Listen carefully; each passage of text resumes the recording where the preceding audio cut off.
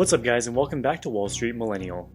In early 2021, the Gamestop short squeeze exposed the vulnerability of short-selling hedge funds who lost a combined more than $13 billion on this stock alone. The GameStop saga showed the retail investors finally have the power to move markets and have their voices heard when they band together on online communities such as Wall Street Bets. The newly realized power of the retail investors puts into question the viability of short-selling hedge funds like Melvin, which was taken to the brink of bankruptcy and had to be bailed out by other hedge funds. But the financial establishment and elites aren't going down without a fight. Soon after the short squeeze, mainstream media outlets started accusing Wall Street Bets of market manipulation, and Discord banned the Wall Street Bets server supposedly for hate speech. And recently, it appears that the establishment has found a new scapegoat in the form of Kieth Gill, the legendary retail investor who goes by the name Deep Effing Value on Wall Street Bets and made tens of millions of dollars on his long positions on GameStop. He also has a YouTube channel called Roaring Kitty, which now has more than 400,000 subscribers. On February 17th, law firm Hoggins Berman filed a class action securities lawsuit against Kieth Gill in a Massachusetts federal court, accusing him of market manipulation. The suit was filed on behalf of an investor who lost money by selling GameStop calls. It claims that Kieth was deceitful and manipulative in ways that violated securities law, and many people lost money during the wild swings of GameStop stock.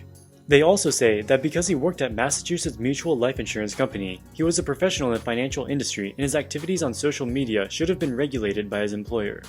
Let's take a look at what Kieth actually did to see if there is any merit to those accusations. First off, Kieth Gill worked at Massachusetts Mutual Life Insurance Company, or MassMutual for short.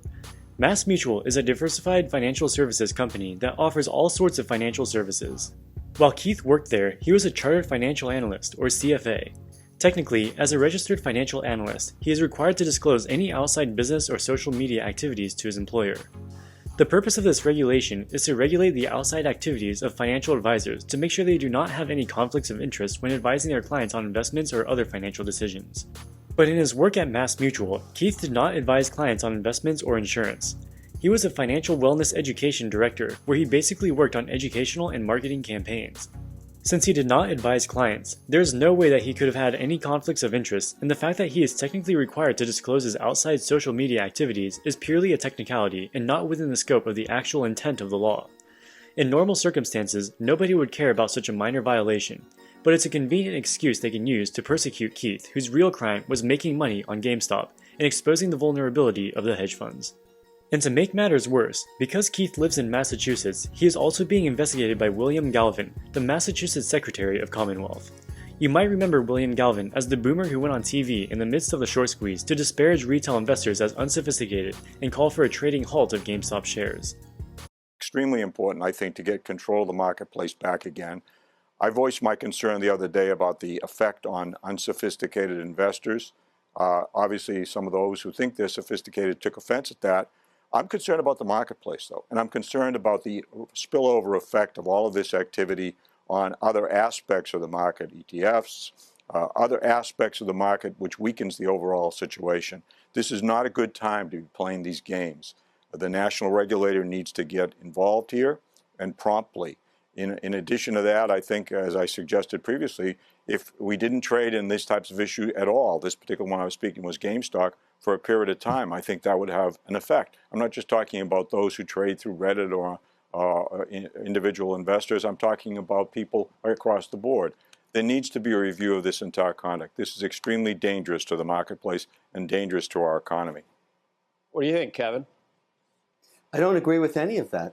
The truth is the market has always been a speculative place. No, but I think you have to hear the other side of this, Bill, because at the end of the day, there's some very powerful forces in play here that are actually good. So let me take a shot at it. The definition of the market is speculation. When you buy and stay long a stock, you're speculating the profits you hope are going to come finally appear, and you take that risk. The best thing we could do for this market now is leave it alone and just shine the light of transparency on it. If you are short, let it be transparent. You now run a new risk that these effective social media vigilantes are going to come after you and squeeze you as a short. That's going to make a lot of hedge funds think a second time before they try and go short stocks, which I think is great. But here's the point that I think everybody is missing. 4 or 5 years ago, we had 100 million Americans with nothing set aside for their retirements. We still do. And that's because our educational system, including the one in Massachusetts where I had my kids and they grew up in, best schools in the world, I would argue, they taught them nothing about investing. And then along comes a platform like Robinhood, and all of a sudden, kids in their 20s and 30s that would never get touched by Money Center Bank or an online broker because they're not a profitable account. They only have a few $100s to invest. Vlad and his team create this platform and now have millions of people learning about the ways of the market. And the market, even for sophisticated investors. They're learning by losing, though. They're learning by losing. Every investor loses money, Bill. Every loser. Everyone learns from the market. I don't think we... So you're going to protect me from losing money? Are you kidding? Speculation is definition of the market. I don't kid. Yeah, the bottom line is when you put money in harm's way in the market, you risk it. That will always be the way after both you and I are gone. And the more regulation you put on it, the more you hurt it. Because some people to investing a millisecond is an investment, and others 10 years. And you shouldn't have the right to define it for them. Let the market do that. That's what the market does. If we want viable capital markets, you have to let the market be the market. Just shine transparency on it. Don't try and make rules that have all kinds of second consequences that you can't determine at this point. Transparency. There is no transparency here. It's more transparent today. In many aspects. You can't say that what happened over the last 48 hours, the last two trading sessions, wasn't driven by transparency. We've never had millions of people at night talking to each other in social media saying, there's a hedge fund that's short, let's go get them. You know, you want to stick it to the man, I have no problem with it. Made. The problem is, in order to have transparency, you have to have some certainty, and there is no certainty in any of this. There's wild speculation based on nothing. That is not an honest marketplace. I'm sorry, but you're going to have to live with speculation. You're always going to have speculation. I can live with based on investing. Rationality. Rational speculation is one thing. Dishonesty. How do not. you know that GameStop executives aren't going to take advantage of this situation and build a brand and make a pivot, just like Netflix did when they were shipping out CDs in the mail? You don't know. Because they've shown you no have evidence. No idea. Either do I. They haven't even raised any capital on it. If they were going to be doing that, why wouldn't they be raising capital now to try to do that? They're not. Well, maybe they will. We don't know. That's the market. My whole point is if they can raise capital at these prices, they should. As you can see from the interview, he is very biased against GameStop and retail investors because in his opinion, the GameStop short squeeze is an example of, quote, bad speculation, unquote. So what about the other part of the lawsuit, saying that Kieth Gill used deceptive and manipulative conduct to pump up GameStop stock? Kieth has been posting on Wall Street Bets under the name Deep Effing Value since 2019. Looking through his posts, literally the only thing he's posted are GameStop YOLO updates, where he shares screenshots of his GameStop positions and how they have performed over the past week. There's nothing manipulative or deceitful about this, so the real manipulative content must be in his YouTube channel, right? He started posting in mid-2020 and has released dozens of videos mostly about value investing and GameStop. At the time he started posting, GameStop stock was trading in the mid-single digit range and he thought shares were severely undervalued. He posted videos talking about his long position and his rationale for being so optimistic on the company. Here's a clip from one of his most popular videos, which was released in August of 2020, explaining how GameStop's dominant market share and efforts by new management to turn the company around make it a good investment. GameStop is one of the most compelling asymmetric opportunities in the market today. Really, I don't understand how you could disagree with that. That's why it's the top position in my portfolio and also Dr. Mike Berry's portfolio. But based on prevailing sentiment, the market, and popular culture, many think it's a foolish investment. But everyone's wrong. It's like the Big Short again, or more like the Big Short squeeze this time, right? Anyway, let me show you what we're seeing. Still in 2020, GameStop maintains a healthy market share within the gaming industry. It's the only major brick-and-mortar retailer dedicated to gaming, and a recent survey indicated that over 25% of people buy their new games at GameStop, and 40% of people buy their used games there. Its reboot plan is well underway, and it's comprised of two main components. The first is optimizing the legacy business by right-sizing costs and improving the omnichannel experience. This will boost near-term free cash flow, which in turn can be used to finance the second, more important component, reinventing itself as a premier gaming hub within the thriving $150 billion gaming industry. GameStop's modernizing stores, partnering with vendors, and offering experiential products. This is the potential upside, and it's enormous. They've been testing 4 stores in Tulsa, Oklahoma that focus on live experiential concepts. Clearly, the new management team is laser-focused on gaming, and Frank Hamlin Hamlin, the chief customer officer, wants GameStop to become the cultural center for gaming. They also teamed up with the Dallas Cowboys with the GameStop Performance Center. This space was uniquely designed to be the premier facility for the next evolution of esports. Imagine a handful of these venues around the world where gamers could come together to train, perform, and just hang out. So could this new management team actually pull off the transformation? It's possible. They've been doing mostly the right things over the past year. Kieth is incredibly transparent about his investment rationale, and there's nothing false or misleading in the video. He lays out a clear and succinct bull case about why he thinks GameStop is undervalued. Anyone is free to agree or disagree with his analysis, but he never said anything that's not true in this video or any other video. Furthermore, the lawsuit claims that Kieth Gill manipulated the stock price with his videos. To impact a stock price, you have to be extremely influential and have at least hundreds of thousands of followers. While Roaring Kitty is extremely influential now with 400,000 subscribers, the vast majority of them came after the short squeeze. Leading up to the short squeeze on January 17th, Roaring Kitty had less than 10,000 subscribers. Given his relatively small following at the time, it's highly unlikely that his videos had any effect on GameStop's stock price. And even if he did impact the stock price, there's no crime because he never said anything that wasn't true. Kieth Gill going on YouTube and saying he thinks GameStop is undervalued is no different from Cathie Wood going on CNBC and saying Tesla will go to 4,000, or Carson Block going on TV and saying GSX will go to 0. The only difference is that they're rich and powerful Wall Street fund managers, and Kieth is an individual investor. The basic essence of this lawsuit against Kieth is that there is one set of rules for the rich and well-connected and another set of rules for everyday people. Shortly after the GameStop short squeeze, the chairwoman of the U.S. House of Representatives Financial Services Committee called for Robinhood, Melvin Capital, Reddit, and Kieth Gill to testify before the committee about the short squeeze and Robinhood's banning of GameStop trading. She says that there is a growing divide between the haves and have-nots, and that she will want to look at both the hedge funds and Robinhood. Here's what she said in an interview in early February. Touched on this a moment ago. Robinhood has argued liquidity was the reason for limiting trading. How does that justification work? Does that make sense to you? Well, I don't really know what he's talking about. He's talking about being out of compliance. What he says are requirements that they have a certain amount of liquidity. And I don't know if he means that in terms of reserve or what it is to be matched up with. But this is what he claims. And so we're going to listen to him. And of course, we will have information from the SEC and from FINRA to find out exactly whether or not there are laws that cover liquidity and how much they must have on reserve or anything like that. So we're open-minded. We're going to listen.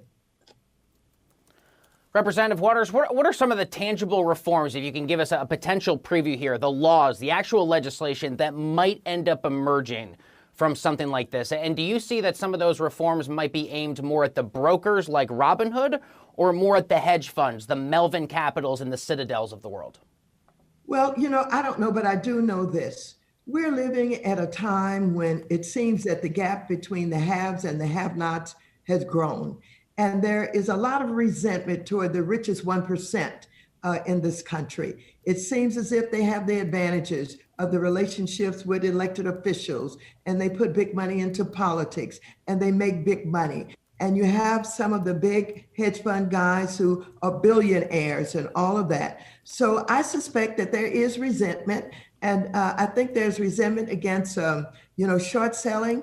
I think there's resentment against hedge funds being able to borrow and to drive down the price of stock. And so I think there, that will be looked at, as well as, Robinhood will be looked at.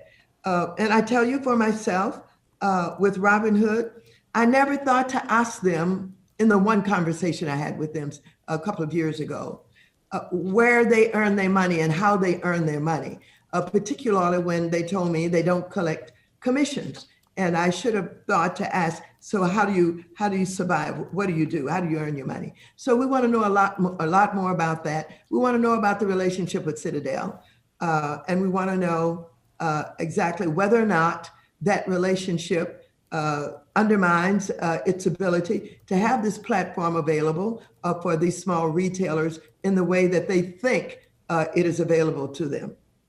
This interview underscores two things. First, she is mainly looking at the hedge funds and Robinhood rather than the retail investors.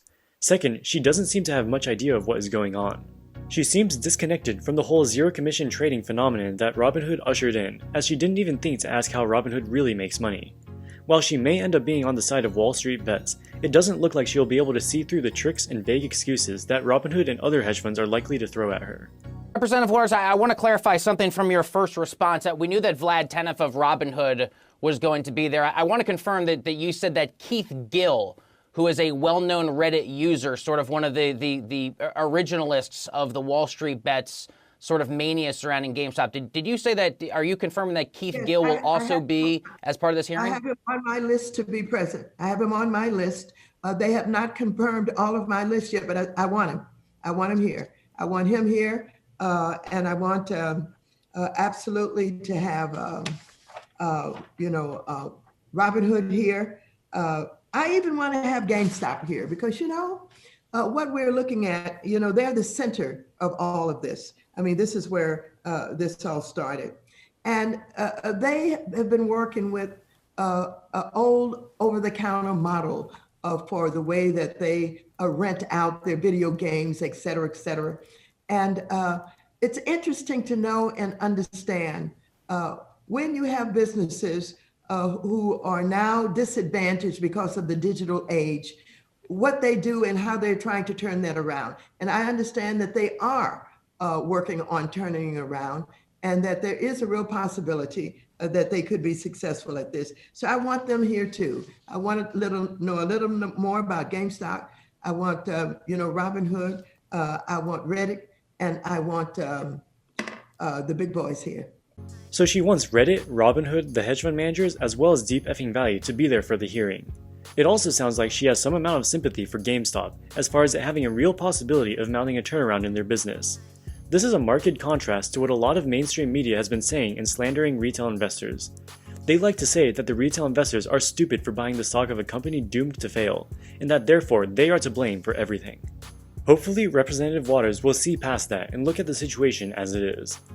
As of February 12th, the House Committee on Financial Services announced that the CEOs of Robinhood, Citadel, Melvin, and Reddit, along with Kieth Gill, will testify before the committee on February 18th at 12 p.m. Eastern Time. Chairwoman Waters actually has a pretty impressive track record with these types of hearings. Last year, she released a scathing report of Wells Fargo's scandals from the last few years, causing Wells Fargo's board chairs to resign. Previously, she had summoned CEO Tim Sloan to testify, and shortly after the hearing, successfully called for his resignation. This testimony will definitely be interesting to watch, and will be important in determining the long-term winners and losers of the GameStop saga. As always, we'll be here to analyze what comes out of it, so stay tuned for more content. Alright guys, that wraps it up for this video. If you like this content, make sure to leave a like and subscribe to the channel so you don't miss future videos. Also check us out on our second channel, WSM Research, and follow us on Instagram and TikTok, links in the description below. As always, thank you guys so much for watching, and we'll see you in the next video. Wall Street Millennial, signing out.